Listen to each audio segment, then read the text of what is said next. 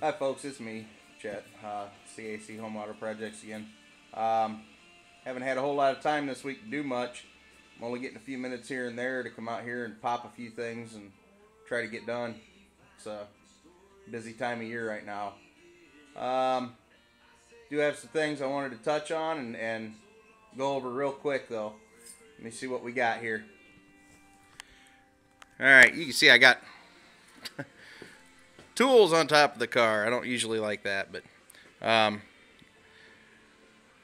got a couple little spots I had to fill back in with some weld. I was tweaking on the inside and cracked it a little bit, but that's all right. We'll get that. I got this C-pillar finished. Got to get the welds ground down. Let me make my way around here. Somebody knocked over a bunch of my cardboard for me. Sorry about the camera going crazy here. I got the, let's turn the light on over here. C-pillar on the passenger side's welded. I just got to finish the flange there for the window. Grind it down. Welds look decent. I would have liked them to not been quite so high, but that's probably a issue with me and setting the welder up. I probably don't have the wire speed right, but I've got decent heat, even heat. So over here, gonna have the same thing I had on the other side. Gonna have to make a small filler panel or filler patch for that. And this right here, now that I've got light on it, these are the holes I was talking about in my other video. Not sure what happened there, but I'll probably end up just either cutting down and making a small piece, or I might just come down here a little lower and cut across, because there's that white filler. I don't know what it is. I haven't. Last time I saw something like that was when I worked at Bud, and we used it for filling the SMC imperfections in the hoods and doors. Because yeah, I worked production making A-surface body panels. Did that for 11 years. Here I've got where I showed you before. Went ahead and took the other piece that I cut off the roof section and trimmed it down to make a filler here, and it was fighting me. So I just cranked the welder up and laid the wire to it. You're never gonna see this spot here, but I tell you what, it's full and it's strong. I got to do some grinding and get it down flush. And then up here, got a couple welds right there. I'm gonna come back in, and told you guys I was gonna put the equivalent of a fish plate if you were working on a frame inside here. Well, I'm gonna do that, but there's a seam right here. Can't get in there with the camera right now, or the phone, because everybody knows I'm using my phone. I'm doing all this on my Palm Pre Plus phone, so but I'm going to split that seam. I'm going to open that up a little bit. I'm going to slide my plate in and pull it up. Get it plug welded. A couple spots there, maybe a couple here. And then I'm going to pull that seam back together and weld it and finish weld it. I just think that's going to be stronger. And I've got the other A-pillar is the panel or the plate. The piece that I'm going to use inside it. That way it's going to have the same shape, same contour. Just have to trim a little off the sides. Headliner's falling down, but it's from 1973, original, and it's been sitting out in a shed. It sat outside for a long time at the salvage yard.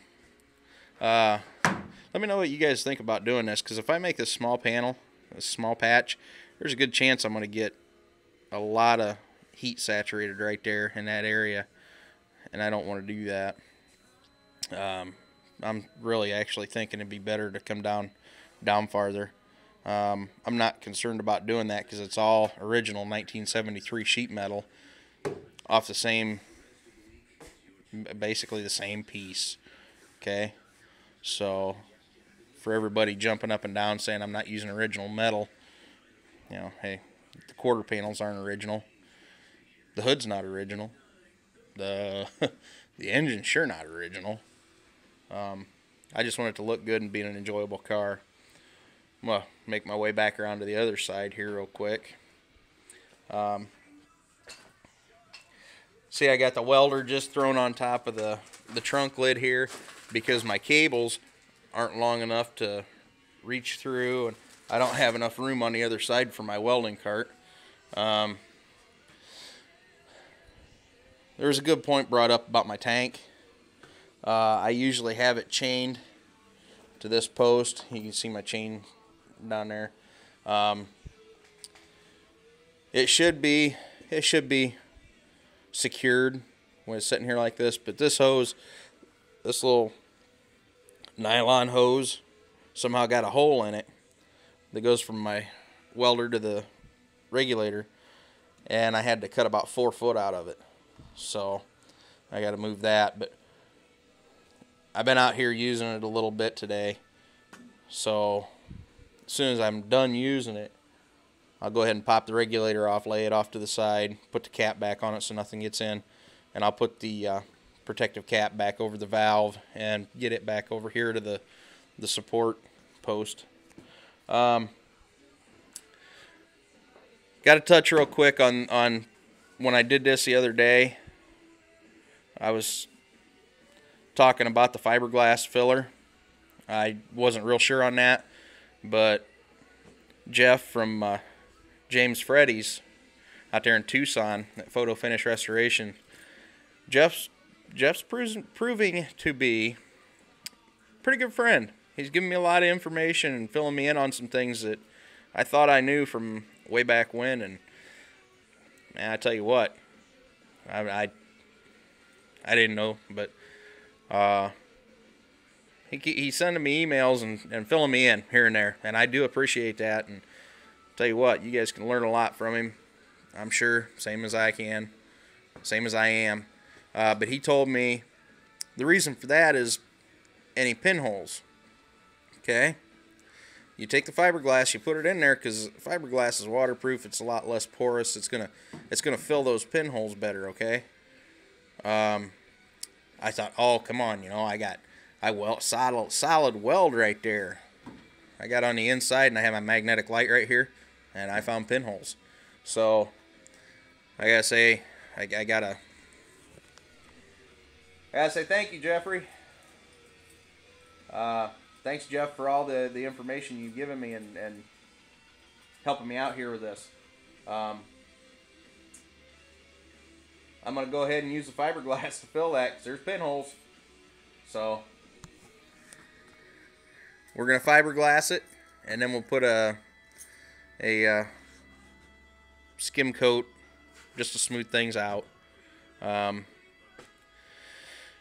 Anyway, there's what we've got. It's been a busy week, crazy week, as you can see, because I generally try to put my tools away when I'm done at the end of the day. Got to come back in here and weld this one up too.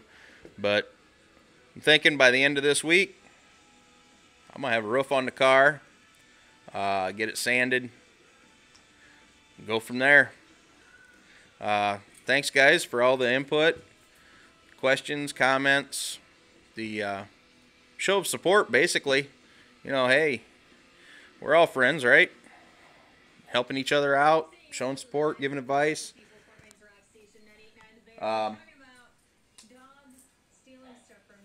Really not a whole lot else to say. All you guys out there doing videos, making the videos and doing work, keep it up. It's good. It's good stuff. Learning a lot. And just remember, if you can help somebody out, do it. Doesn't happen a lot in the world today. And